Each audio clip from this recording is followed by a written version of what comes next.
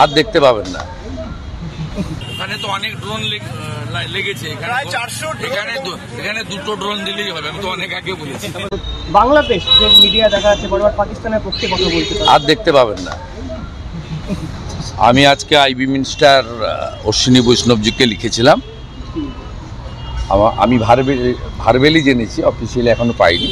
ভারত সরকার ব্যবস্থা নিচ্ছে। আমি একাধিক পোর্টাল, নিউজ চ্যানেল, ইউটিউবের সমস্ত ফেক, ফলস, অ্যান্টি ইন্ডিয়ান যে প্রোপাগান্ডা প্রো পাকিস্তানি পাঠিয়েছি। এরা সব রাজাকারের নাতিপুতি। ৭১ ওই দেশটা সৃষ্টি হতো না ভারত না থাকলে। ছেড়ে দেন।